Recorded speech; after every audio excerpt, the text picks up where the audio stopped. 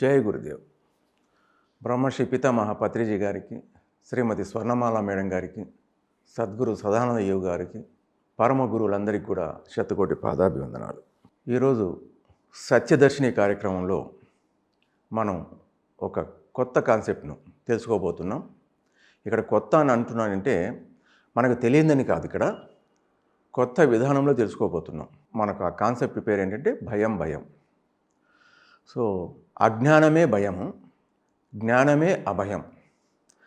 భయమే వికృతి, అభయమే ప్రకృతి. ఇక్కడ కేవలం అజ్ఞానం వల్లనే భయం కలుగుతుంది అనేది ఫస్ట్లోనే మనం చెప్పేస్తున్నాం. ఇప్పుడు పుట్టినప్పుడు లేని భయం పెరుగుతున్న కొద్దీ కొందరికి కొన్ని భయాలు మొదలవుతూ ఉంటాయి. అంటే భయం అన్నది మన సహజ గుణం కాదన్నది మనకు స్పష్టంగా అర్థమవుతూ ఉంటుంది. భయం అంటే ఏంటో తెలుసుకుంటే మధ్యలో వచ్చిన ఈ అసహజమైన ఈ గుణం సహజంగానే వెళ్ళిపోతుంది. ఫస్ట్ తెలుసుకోవాలి అదేంటో. కొందరికి గత జన్మల వాసన తాలూకు ఈ భయాలు పుట్టుకతోనే మొదలవుతాయి. కొందరికైతే పుట్టుకతో స్టార్ట్ అవుతాయి. కొందరికి నీళ్ళు చూస్తే భయం చిన్నప్పటి నుంచే, దాని దగ్గరకు కూడా పోరు. కొందరికి అగ్గి చూస్తే భయం, కొందరు పైనుంచి కింది చూస్తే భయం, కొందరు కింది నుంచి పైకి చూడాలంటే భయం, కొందరికి ఊయలంటే భయం. ఇలా వాళ్ళకు తెలియకనే అనేక రకాల భయాలు వాళ్ళలో ఉంటాయి. ఆ భయాలు ఏంటి, ఎక్కడి నుంచి వచ్చాయంటే గత జన్మల్లో ఎక్కడో దాని తగ్గ సరికాని అనుభూతులు పొంది ఉంటారు. అందుకే అది భయంగా ఏర్పడిపోతుంది. ఆ ఏర్పడిన భయం ఏదైనా సరే, అది జ్ఞానం కావచ్చు, ఏమైనా సరే, ప్రతి స్పందన కూడా మనసులో రికార్డ్ అవుతూనే ఉంటుంది. అవి మళ్ళీ జన్మలు తీసుకున్నప్పుడు మొత్తం అదంతా రికార్డ్ అయిపోయింది, అదంతా కూడా మళ్ళీ ప్లే చేస్తూ ఉంటారు. ఆ సందర్భం వచ్చినప్పుడు అవి బయటకు వస్తూ ఉంటాయి. ఇప్పుడు జరుగుతున్న విపరీతమైన సంఘటనలు కానీ, ఇతరుల మాటలు కానీ, హావభావాలు కానీ మనకు అర్థం కాని స్థితిలో ఉన్నప్పుడు మనం వాటిపై ఏదో ఒక ఊహించడం మొదలు పెడతాం. మనలో జరిగే ఈ విపరీత అసహజ స్పందనని మనం భయం అంటాం. అంటే భయం అన్నదానికి ఒక డెఫినేషన్ మనం చెప్పుకుంటున్నాం. ఏంటంటే జరుగుతున్న విపరీతమైన సంఘటనలు కానీ, మాటలు కానీ, హావభావాలు కానీ మనం అర్థం కాని రీతిలో ఆ స్థితిలో మనం ఉన్నప్పుడు మనం ఏదో ఊహించి మనలో జరిగే విపరీత అసహజ స్పందననే మనం భయం అనవచ్చు. ఇంకా వేరే వేరే డెఫినేషన్లు ఉన్నా కూడా మనకు ఒక అర్థం కావడానికి ఆ డెఫినేషన్ ఇస్తున్నాం. సో నీకు ఏదైనా అర్థం కానప్పుడు ఊహించకూడదు. అర్థమైనప్పుడు ఊహతో పనే లేదు. అర్థమైనంత వరకు అర్థం చేసుకోవడానికి ప్రయత్నిస్తే ఈ భయం అనేది లేదు. భయం అంటున్నావు అంటే అర్థం కాలేదు అని అర్థం. అర్థమైన చోట భయానికి తావులేదు. సో అక్కడ ఏమవుతుంది, జాగరూకత ఉంటుంది. కొన్ని సందర్భాల్లో జాగ్రత్త, జాగరూకత, అవేర్నెస్ బదులు కూడా భయం అన్న పదాన్ని వాడుతూ ఉంటాం ఆ సందర్భానుసారంగా.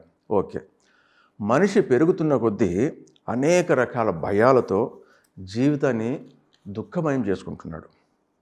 కొందరైతే ఆ జీవితాంతం కంటిన్యూ అయిపోయి అశాంతితోనే వెళ్ళిపోతుంటారు. మనం ముఖ్యంగా 7 రకాల భయాలతో మునిగిపోతున్నాం. సో అనేక రకాల భయాలన్నీ కూడా కలిపితే 7 రకాల్లోనే మనం ముగించవచ్చు వాటిని. సో అక్కడ 7 భయాలు ఏంటంటే, ఫస్ట్ ఫియర్ ఆఫ్ ఫియర్, అంటే భయం అంటేనే భయం. ఆ మాట వింటేనే భయం అవుతుంది. అది ఏమవుతుందో తెలియదు, ఆ మాటే భయాన్ని కలుగజేస్తుంది. రెండవది ప్రేమ భయం, ఫియర్ ఆఫ్ లవ్. ఇక మూడవది డబ్బు భయం, ఫియర్ ఆఫ్ మనీ. నాలుగవది విమర్శల భయం, ఫియర్ ఆఫ్ క్రిటిసిజం. ఐదవది అనారోగ్య భయం, ఫియర్ ఆఫ్ ఇల్నెస్. ఆరవది వృద్ధాప్య భయం, ఫియర్ ఆఫ్ ఓల్డ్ ఏజ్. ఏడవది మరణ భయం, అంటే ఫియర్ ఆఫ్ డెత్.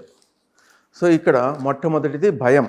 భయం అనే మాట వింటేనే మనకు భయం కలుగుతూ ఉంటుంది. దానికి ఎగ్జాంపుల్ ఏంటంటే, ఒక చిన్న ఎగ్జాంపుల్ తీసుకుంటే మనకు స్పష్టంగా అర్థమవుతుంది. ఇక్కడ ఒక పక్కింటి ఆయన చనిపోయాడు. ఇంట్లో అందరూ కూడా ఆయన చూడడానికి వెళ్తున్నారు. వాళ్ళతో పాటే వాళ్ళ చిన్న అబ్బాయి ఉంటే వాడు బయలుదేరుతున్నాడు.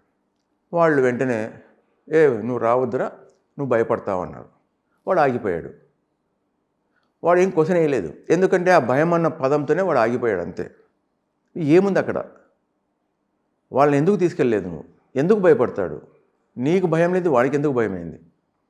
అంటే నువ్వు ఆల్రెడీ ఒక భయంలో ఉన్నావు, ఊహల్లో ఉండిపోయినావు. చిన్నపిల్లవాడు భయపడతాడేమో చావుని చూసని. వాడికి అదేంది తెలియదు కదా, చావు అంటే ఏమీ తెలియదు కదా. నువ్వు దాన్ని చూపించవచ్చు కదా వాడికి. నాన్న ఇది శరీరము, దీంట్లో ఉన్న ప్రాణం పోయింది, అందువల్ల ఆయన చనిపోయినాడు, ఇక ఆయన ఉండడు, ఆయన కాల్చడము పుడ్చడము చేస్తాడు అన్నప్పుడు యాక్చువల్గా అక్కడ ఏమవుతుందంటే వాడికి విషయం తెలిసిపోతుంది. చావు అంటే ఇది కదా, ఎవరైనా సరే పెద్ద అయిన తర్వాత ఇట్లా చనిపోతారు కదా. సో వాడికి ఆ చావు భయం నుంచి చిన్నప్పుడే నీకు చెప్పే అవకాశం ఉంటుంది. కానీ ఇక్కడ మనకు తెలియకనే మన మీద ఊహించుకొని వాడేమన్నా భయపడతాడని చెప్పేసి వాడిని అక్కడికి రానికుండా చేస్తాం. సో ఆ భయం అన్న మాట చెప్తేనే వాడికి భయం వచ్చేసింది, వాడు అక్కడ ఉండిపోతాడు. సో ఎంతో తప్పు చేస్తున్నాం. దీనికి ఒక చిన్న ఎగ్జాంపుల్ చెప్తాను. మాకు తెలిసిన బంధువులు ఒక ఆయన చనిపోయారు. సో మా మిస్సెస్ అక్కడికి వెళ్ళింది, వాళ్ళకి బంధువులు, పాపను కూడా తీసుకెళ్ళింది, చిన్న పాప, అప్పటికి ఇంకా 2 ఏళ్ళు ఉంటాయి ఏమో పాపకు, 2.5 సంవత్సరం.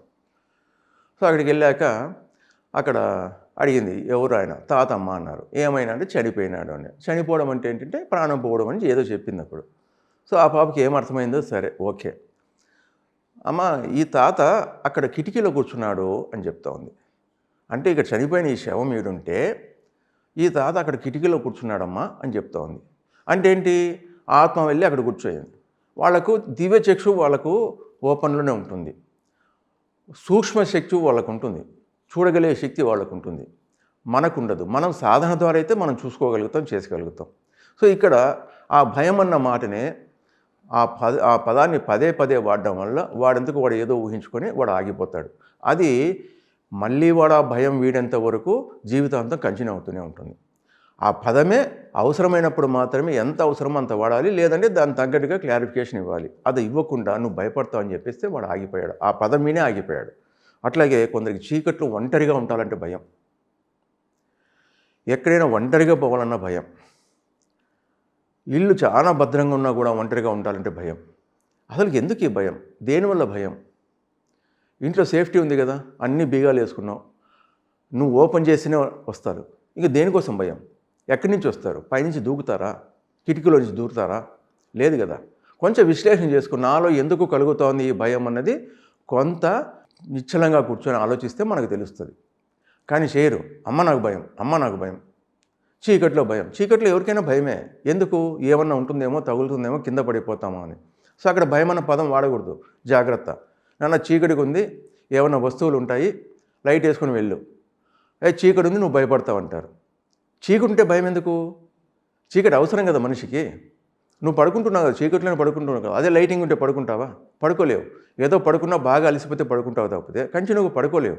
నువ్వు గదిని చీకటి చేసుకుంటేనే పడుకోగలవు, లేదంటే చిన్న బెడ్ ల్యాంప్ అన్నా వేసుకుంటావు. అక్కడ ఏం చేస్తున్నావు? చీకటికి ఉంది, భయపడతావు అంటారు. చీకట్లో ఏముంటుంది? ఏమీ ఉండదు. ఎక్కడ వస్తువులు అక్కడ ఉంటాయి.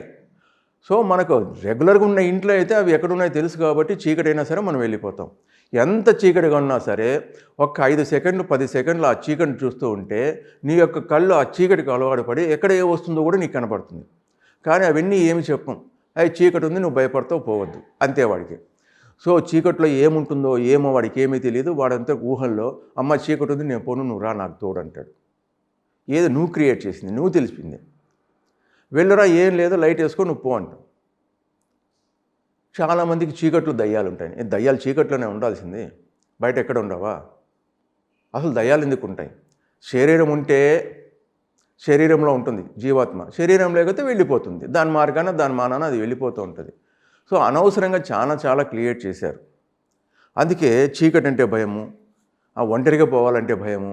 ఒంటరిగా పోవాలంటే ఇతరులు ఏమన్నా చేస్తారేమో భయము. ఓకే, దాని తగ్గ జాగ్రత్త తీసుకో. దానికి భయం ఎందుకు? జాగ్రత్త పడు అంతే. నాకు భయం, నాకు భయం, ఆ పదం అసలు చూసుకో. ఆ భయం వల్ల నీకు వ్యతిరేక స్పందనలు చాలా కలుగుతుంటాయి. అందుకే జాగ్రత్తగా ఆలోచించుకోవాలి. అందుకే కేవలం అనే మాటను పదే వాడవద్దండి. అది అనుకుంటూ ఉండడం వల్ల సో జీవితం అంతా దాంట్లోనే మునిగిపోతుంటాం. సో ఈ జీవితం ఎండింగ్ వరకు అదే కంటిన్యూ అవుతూ ఉంటుంది. అందుకే ఇటువంటి వాళ్ళ భయం అంటే ఏమిటి అని ప్రశ్నించుకుంటే దాని నుంచి బయటపడతారు. నువ్వు ప్రశ్నించుకోకుంటే, నాకు అది మాట అనుకోవాలంటేనే భయం అన్నప్పుడు నీ జీవితం అంతే ఇంకా. సో వీళ్ళు ఊహల్లోకి వెళ్లకుండా యథార్థానికి వస్తారు ప్రశ్నించుకుంటే, లేదంటే అంతే ఇంకా. సో రెండవది ప్రేమ భయం, ఫియర్ ఆఫ్ లవ్. అసలు ప్రేమ అంటే ఏంటి? ప్రేమ వల్ల భయం ఎందుకు కలుగుతోంది? ప్రేమ వల్ల ప్రేమే కలగాలి, కానీ ప్రేమ వల్ల భయం ఎందుకు కలుగుతోంది అంటే రాంగ్ పర్సెప్షన్. ఎలాంటి షరతులు లేకుండా అవసరమైన వారికి అవసరమైనవి ఇస్తూ వారి నుండి ఏమీ ఆశించక ఉండటాన్నే ప్రేమ అంటారు. మనం తల్లిదండ్రుల నుంచి తీసుకుంటున్నది ఆ ప్రేమే. వాళ్ళు మన దగ్గర నుంచి ఏం ఆశించడం లేదు. ఒకవేళ ఆశించారంటే అది వ్యాపారం అవుతుంది. వాళ్ళు ఏం ఆశించడంలా, వృద్ధాప్యంలో సరిగా కొద్దిగా చూసుకోండి అనేది చెప్తున్నారు అంతే. అది కూడా నువ్వు చూసుకోకున్నా కూడా వాళ్ళే నిన్ను పట్టించుకోరు. వాళ్ళు ఏమి ఇవ్వాలో ఆ ప్రేమను కంటిన్యూగా పంచుతూనే ఉంటారు. నాయన నువ్వు చాలా జాగ్రత్తగా ఉండరా బాబు అని చెప్తుంటారు. సో ఒక ఆవిడ అనాథ వృద్ధాశ్రమంలో ఆమె చేర్పించారు కొడుకు. ఎందుకు? ఇంట్లో వాళ్ళు సరిగా లేకుండా. ఓకే, అప్పుడప్పుడు నెలకో 2 నెలలకో ఒకసారి వచ్చేసి చూసుకుంటూ వెళ్తుంటాడు అంతే. వచ్చినప్పుడల్లా ఆమె ఆప్యాయంగా, అరే నన్ను ఇక్కడ ఇచ్చావే అన్నది ఏ రోజు ఆమె చెప్పలేదు, ఏ రోజు బాధపడలేదు. ఆ తర్వాత ఆఖరిన అవసాన దశలో ఆమె ఒక రిక్వెస్ట్ చేసింది, నాయన ఈ వృద్ధాశ్రమంలో చాలా వేడి ఉంటుంది, నీకు అవకాశం ఉంటే అందరికీ ఫ్యాన్లు వేయించు, ఎందుకంటే రేపు పొద్దున నువ్వు ఇట్లాంటి చేరితే నువ్వు ఈ వేడిని భరించలేవు నాయన అని చెప్తే, అప్పటికి కూడా వాడి కోసమే చెప్పింది. సో ప్రేమ అనేది అదే. అప్పుడు వాడు రియలైజ్ అవుతాడు. సో అప్పుడు రియలైజ్ అయితే ఏం చేయాలి? అవసాన దశలో ప్రేమ అన్నది ఏమీ ఆశించకుండా నిరంతరం ఇస్తూ ఉండడమే ప్రేమ. ఆ ప్రేమ వల్ల నీకు భయం కలుగుతోంది అంటే నువ్వు ఆ ప్రేమ వల్ల ఏదో ఆశిస్తున్నావు. సో అందుకే భయం కలుగుతోంది ప్రేమ వల్ల. ప్రేమ వల్ల ప్రేమ పుట్టాల్సిందే, భయం ఎలా పుడుతోంది అనేది మనం ఎప్పుడూ ఆలోచించుకోవాల్సిందే. ఇప్పుడు పిల్లాడికి పరిగెత్తి కింద పడతాడని చెప్పేసి తల్లి అంటుంది. సో అది ప్రేమ భయం. కానీ వాడిని నువ్వు పరిగెత్తకుండా ఆపావనుకో, వాడికి నడకే రాదు. ఇంకా రేపొద్దున వాడి జీవితంలో నడవడం కూడా చాలా కష్టపడతాడు. పడతాడు, లేస్తాడు, దెబ్బలు తగులుతాయి, బుజ్జగించు. సో వాడికి అది అలవాటు అవుతుంది. ఎక్కడ పడాలి, ఎక్కడ పడితే నాకు దెబ్బలు తగులుతాయి, సో ఎక్కడ పరిగెత్తకూడదు అనేది వాళ్ళకి అలవాటు అవుతుంది. కానీ నీ ప్రేమ భయంతో వాడికి అయ్యో దొగ్గాడితే కష్టము అని చెప్పి ఇంట్లో అంతా తివాజీ పరిచావనుకో, వాడి మోకాళ్ళు ఎప్పుడు గట్టి పడాలి? నీ ప్రేమ వల్ల వాడి జీవితం నాశనం అవుతుంది. ఇది ప్రేమ. అయ్యో అనుకుంటూ చనువిస్తే పిల్లలు నెత్తికెక్కుతారని చెప్పేసి దూరంగా పెట్టడం. ఎందుకు ఎక్కుతారు? నెత్తికెక్కుతారు. నువ్వు విషయాన్ని ప్రేమను సరిగ్గా పంచు, సరిగ్గా వివరించు. అప్పుడు నీకు అనుగుణంగానే నువ్వు చెప్పిన విధంగానే వాళ్ళు ప్రేమను పంచడం మొదలు పెడతారు. సో ఇక్కడ ఆ అండర్స్టాండింగ్ సరిగ్గా లేకుండా పోతుంది. ఇద్దరు ప్రేమికుల మధ్య ఎప్పుడు ఏదో ఒకటి మాట్లాడుతూ ఉండాలి. ఒకవేళ మాట్లాడకపోతే అవతల వాళ్ళు అంటారు, నా మీద నీకు ప్రేమ తగ్గిపోయింది, ముందైతే 4 గంటలు 5 గంటలు 6 గంటలు తెల్లారే వరకు మాట్లాడుతూ అంటే ఈ మధ్యలో 1-2 గంటలే మాట్లాడుతున్నావు, నా మీద ప్రేమ తగ్గిపోయిందిలే అని. సో దానికోసం ఏంటి? ప్రేమ ఉంది అని చెప్పుకోవడానికి ఏదో ఒకటి సొల్లు కబుర్లు మాట్లాడుకుంటూనే ఉండడం. అది ప్రేమ అంటారా? మౌనంగా ఉంటే ప్రేమ రాదా? ఎందుకు రాదు? సో ఈ ఆలోచన విధానం మార్చు. అందుకే అటువంటి వాళ్ళకు ప్రేమ భయం కలుగుతూ ఉంటుంది. అట్లాగే ప్రేమ లేకున్నా నాకు నీ మీద ప్రేమ ఎక్కువ, నీ మీద ప్రేమ ఎక్కువ అని ఎవరైనా పదే అంటున్నారంటే నిజంగా అక్కడ ప్రేమ లేనట్టే. లేదంటే వాడు నన్ను ప్రేమించలేదేమో అనుకుంటాడేమో అని చెప్పేసి నువ్వు భయపడి పదే ఆ ప్రేమ ఉన్నట్టుగా నువ్వు నటించడమో లేదంటే చెప్పడమో చేస్తూ ఉంటావు. సో దీనివల్ల ఇది అసలైన ప్రేమ కాదు. దీనివల్ల నువ్వేమి పొందలేవు. ఎప్పుడు లోపల టెన్షనే. వాళ్ళు నన్ను ఏమన్నా సరిగా అపార్థం చేసుకుంటారేమో, మాట్లాడుకుంటే అపార్థం చేసుకుంటారేమో, పక్కింటి వాళ్ళు నేను సరిగ్గా మాట్లాడుకుంటే ప్రేమ లేదనుకుంటారేమో, ఇలా రకరకాలుగా ఈ ప్రేమ భయం అనేది నీకు కలుగుతూ ఉంటుంది. సో ఇక్కడ ఈ ప్రేమ అనేది వ్యాపారం కాదని ఫస్ట్ నువ్వు గుర్తుపెట్టుకోవాలి. లాభం వస్తుందా లేదా నష్టం వస్తుందా అనేది భయపడడానికి. ప్రేమలో భయపడ్డామంటే అంతవరకు ప్రేమ వ్యాపారం చేసామన్నమాటే. అది తల్లితో కావచ్చు, తండ్రితో కావచ్చు, బిడ్డతో కావచ్చు, ప్రేమికుల మధ్య కావచ్చు, బయట వాళ్ళతో కావచ్చు, ఏదైనా కావచ్చు. అందుకే ఎప్పుడైనా సరే నిన్ను ఎవరికైనా నిన్ను ఇబ్బంది పెట్టినా, నీకు ద్రోహం చేసినా నువ్వు మాత్రం వాళ్ళకు ద్రోహం చేయకూడదు. నువ్వు వాళ్ళని ప్రేమిస్తూనే ఉండాలి. శిలువ వేశారు జీసస్ను. ఏం చేశాడైనా?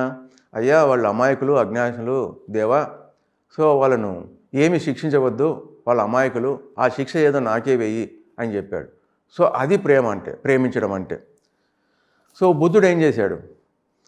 తను పరుగు పందెంలో తన సోదరునితోనే ఈ గుర్రం మీద పోతూ ఉన్నారు.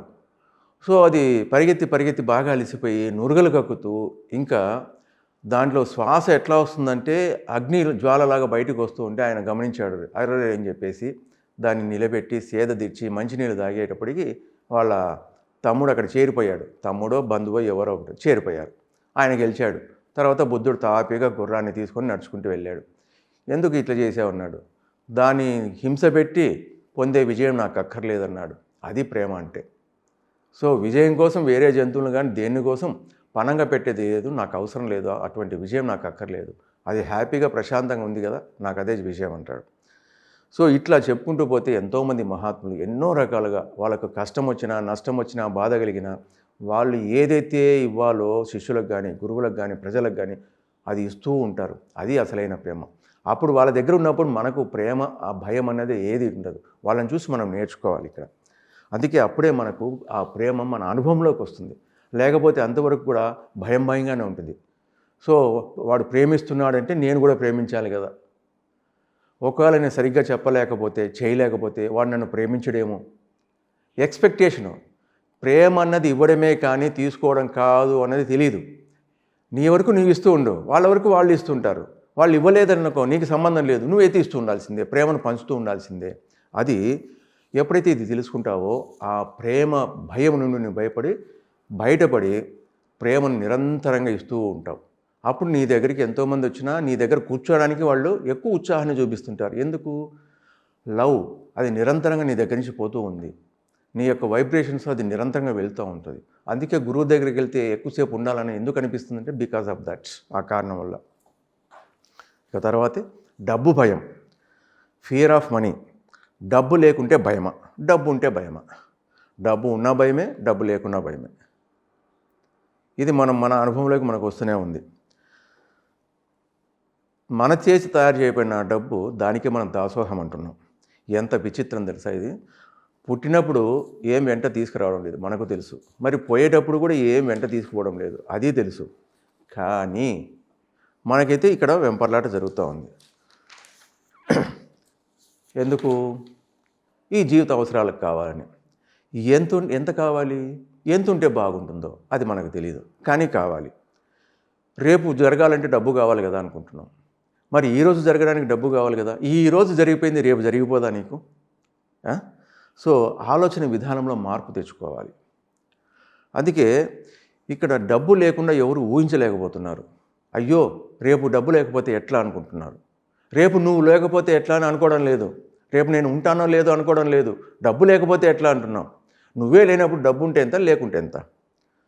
రామకృష్ణ పరమహంసకు తన ఆసనం కింద ఎవరైనా డబ్బులు పెడితే పొరపాటుగా ఏదో పెట్టి ఉంటే ముళ్ళు గుచ్చుకున్నట్టుగా భావించేవాడు ఆయన.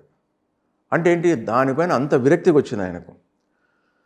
బుద్ధుడు తన మహా సామ్రాజ్యాన్ని తృణప్రాయంగా వదిలేసి వచ్చేసాడు.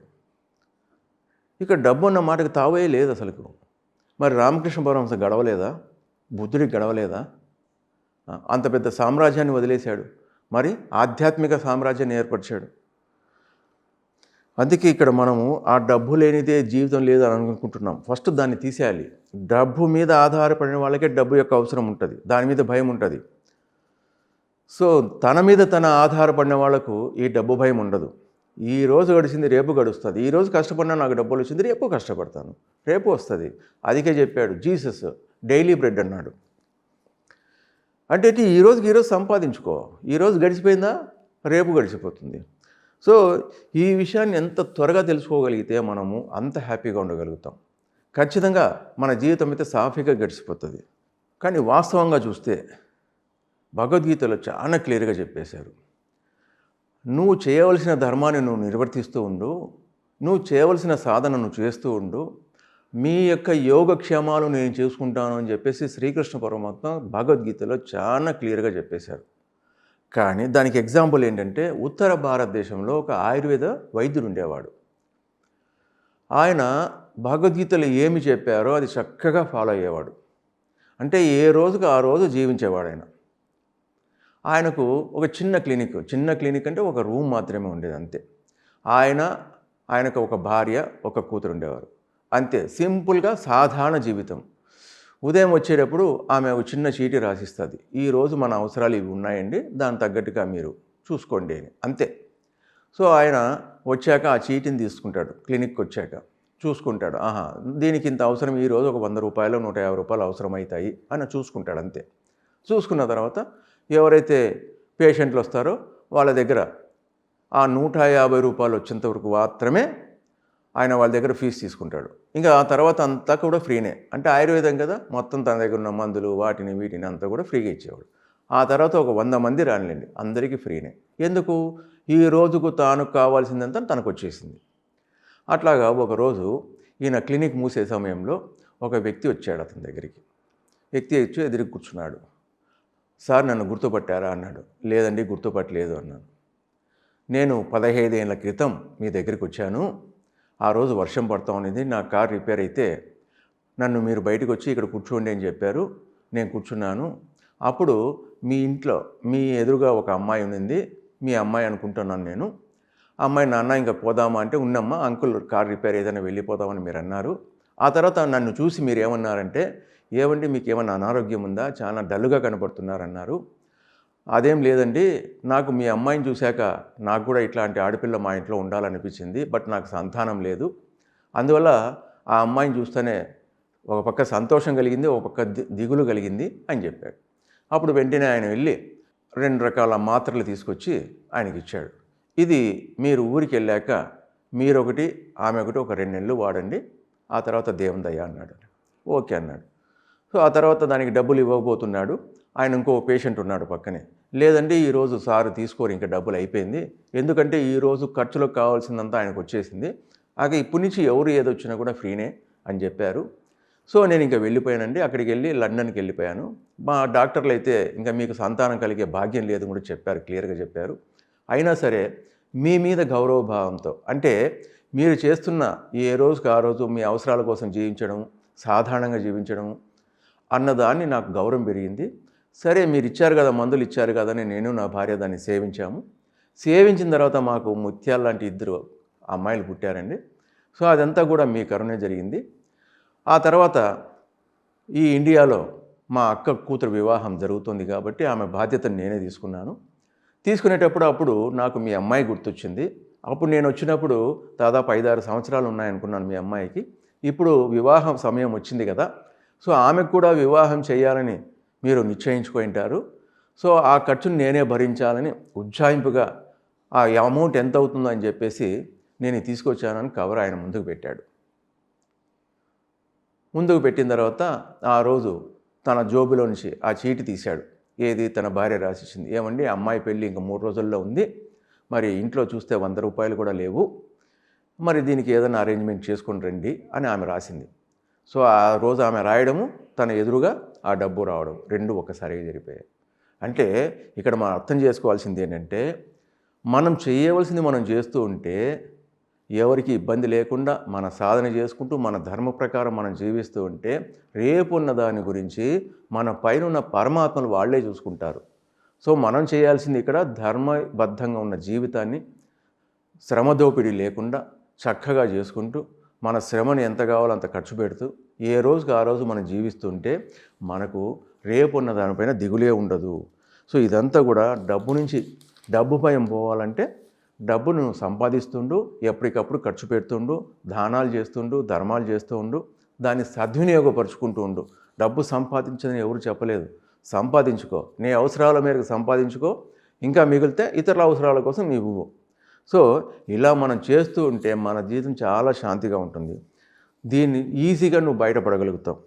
అందుకే భగవాన్ బుద్ధ చెప్పారు, నీ దగ్గర ఏదుందో ఫస్ట్ దాంతో సంతృప్తి పొందన్నాడు. సంతృప్తే పరమధనం అన్నాడు ఆయన. నీ సంతృప్తే నీకు పరమధనాన్ని ఇస్తుంది అని చెప్పేశారు ఆయన. సో ఇది ఇక 4వది విమర్శల భయం, అంటే ఫియర్ ఆఫ్ క్రిటిసిజం. మనం ఎంతసేపు ఉన్నా నేనేంటో అని మనం ఆలోచించాం. ఇతరుల దృష్టిలో మనమేంటి, మన దృష్టిలో ఇతరులు ఏంటి అన్న దాంతోనే మొదలవుతుంది ఈ భయం. నువ్వేంటో నీకు తెలుసుకోవాలి ఫస్ట్. నీ యొక్క కెపాసిటీ ఏంటి, నీ ఆలోచన విధానం ఏంటి. సో అది తెలుసుకోలేకుండా ఫస్ట్ ఏం చేస్తాం, నేను ఈ డ్రెస్లో వెళ్తే వాళ్ళు ఏమనుకుంటారు, ఎక్కడో బయటికి వెళ్ళాలి, ఈ డ్రెస్లో వెళ్తే వాళ్ళు ఏమనుకుంటారు, నేను సరిగ్గా మాట్లాడలేకపోతే ఏమనుకుంటారో, నాకు చేత కాదనుకుంటారేమో. అది అనుకోనిలే, నిజంగా నీకు చేత కాదనప్పుడు వాళ్ళకి చేత కాదనుకోవడంలో తప్పేంటి? అక్కడ ఎందుకు నీకు అహం? వాళ్ళు ఏమనుకుంటారన్న నీకెందుకు? నీకు తెలుసు కదా, నువ్వేంటో నీకు తెలుసు కదా. నువ్వేంటో నీకు బాగా అర్థమైనప్పుడు, సరిగ్గా అర్థం చేసుకోగలిగినప్పుడు ఎవరు నిన్ను ఏ రకంగా అర్థం చేసుకున్నా నీకు వచ్చిన నష్టం ఏంటి? సో వాళ్ళు ఏదో అనుకుంటారని నువ్వెందుకు ఆలోచన చేయాలి, నువ్వెందుకు బాధపడాలి? లేని దాన్ని ఉన్నట్టుగా ఎందుకు చూసుకోవాలి? నీ కెపాసిటీ మించి నువ్వెందుకు పోవాలి? సో ఇలా ఒకరు ఏమనుకుంటారో అని మన జీవితం అంతా వాళ్ళు ఏమనుకుంటారో వీళ్ళు ఏమనుకుంటారో అనుకుంటూ మనకు తెలియకనే వాళ్ళ గురించి కూడా మనం కూడా అదే విమర్శలు చేస్తూ ఉంటాం. చేతగానప్పుడు చేతగానిలాగా కూర్చోాలా, మైకు తీసుకుని ఏమో పెద్ద చెప్తామని చెప్పి ఏమీ మాట్లాడకుండా ఏదేదో మాట్లాడి ఇచ్చేశారని. వాళ్ళు అదన్నా చేయగలిగారు కదా, మైకు తీసుకున్నారు కదా, ఏదో 4 మాటలు మాట్లాడినారు కదా, ఒక ముందుకు వెళ్ళారు కదా, మనం అది కూడా చేయలేకపోయామే. వాళ్ళు ఏదో అనుకుంటారని మనం ఆగిపోయామే. సో ఇలా ఎప్పుడు ఒకరిని విమర్శిస్తూ మన యొక్క అసలైన స్థితిని మనం పక్కనకు పెట్టేస్తున్నాం. సో ఈ భయం నుంచి మనం బయటపడాలంటే మనం ఇతరులను విమర్శించడం పూర్తిగా మానేయాలి. ఇతరుల జీవితాల్లోకి తొంగి చూడడం అనేది మానేయాలి. ఇప్పుడు ఇతరులు మనల్ని విమర్శిస్తారేమన్న ఆలోచన రానే రాదు. సో చాటుగా ఇతరుల గురించి మనం ఏదన్నా చెప్తున్నామంటే కరెక్ట్గా చెప్పాలంటే వాళ్ళు విసర్జించినదంతా కూడా మన నోటితో మనమే స్వయంగా తీసివేస్తున్నట్టు అని చెప్తున్నాడు గ్రాండ్ మాస్టర్ మిర్దాద్. కనుక ఈ సత్యాన్ని గుర్తుంచుకొని మన జీవితాన్ని స్వయిచ్ఛతో మనమున్న వనరులతో చక్కగా ఆనందంగా గడపాల. సో ఇది చాలా చాలా ఇంపార్టెంట్. ఇది అందుకే ఎవరు ఏమనుకుంటారో అన్న దాని నుంచి మనం బయటపడాలి. ఫస్ట్ వాళ్ళు ఏమన్నా అనుకొని నువ్వు ఇతరుల గురించి ఏమీ అనుకోవద్దు. ఏది ఉంటే అదే మాట్లాడడానికి ప్రయత్నం చేద్దాం. నీకు ఏది చేతనైతే అది చేయడానికే చెప్పు. నాకండి నేను మైక్ తీసుకోలేనండి, మాట్లాడలేనండి, 10 మంది ఉంటే మాట్లాడలేను, నా పక్కన ఒకరు ఇద్దరు ఉంటే నేను మాట్లాడగలను, మంచిది, అదే చెయ్యి. అంతేగాని తీసుకున్న వాళ్ళంతా నువ్వు విమర్శన చేయొద్దు. వాళ్ళు ఏం పెద్ద చెప్పారండి అని అట్లా మాట్లాడద్దు. సో మనకి ఏది చేతనైతే అదే చేయాలి. ఇతరులు ఏం చేస్తున్నా నువ్వు విమర్శ చేయవద్దు. వాళ్ళు చెప్తే ఏమంటే నేను కరెక్ట్గా చెప్పానా లేదా అంటే అప్పుడు నీకు చేతనైతే, నీకు తెలిసి ఉంటే, ఆ జ్ఞాన పరిధిలో ఉంటే నువ్వు సద్విమర్శ చేయొచ్చు. లేదని ఇంకొంచెం బాగానే ప్రయత్నం చేశారు, ఇంకొంచెం ఈసారి చెప్పడానికి ప్రయత్నం చేయండి, కొంచెం మనసులో ప్రిపేర్ అవ్వండి, అప్పుడు ఈజీగా వస్తుందని మనం చెప్పడానికి ప్రయత్నం చేస్తాం. ఈ విధంగా మనకి ఎంతోమంది మహాత్ములు ఉన్నారు. ఈ విమర్శల నుంచి భయం పోగొట్టడానికి మన ముందు తరాలలో జీవించిన గ్రాండ్ మాస్టర్స్, శ్రీరాముడు ఉన్నాడు, జీసస్ ఉన్నాడు, కృష్ణ, బుద్ధ, రజనీష్, ఇలా ఎంతోమంది, వివేకానంద, అనిబిసెంట్, సోక్రటీస్, ఎడిసన్, మహావీరులు, ఎంతోమంది అనేక విమర్శలు ఎదుర్కొన్నారు. వీళ్ళంతా కూడా ఏమి సామాన్యులేం కా పాపం. ఎంతోమంది ఎన్నో రకాలుగా అన్నారు. ఈ కాలం నవీన కాలం గురువులను కూడా ఇంకా అంటూనే ఉన్నారు. అయినా వాళ్ళు ఆ విమర్శలను ఏమాత్రం పట్టించుకోకుండా తాము ఏమి చేయాలో అది చేస్తూ, ఆ సద్విమర్శలను ఏవైనా ఉంటే స్వీకరిస్తూ, సరికానివి ఏమైనా ఉంటే పక్కన పెడుతూ, చక్కగా బోధ చేసుకుంటూ తమ దారిన వాళ్ళు హ్యాపీగా ఎంజాయ్ చేస్తున్నారు. సో ఇది ఇంతవరకు మనం 4 రకాల భయాల నుంచి తెలుసుకున్నాం. ఇక 2వ ఎపిసోడ్లో మిగతా భయాల నుంచి తెలుసుకుందాం. అంతవరకు సెలవు. ధన్యవాదాలు.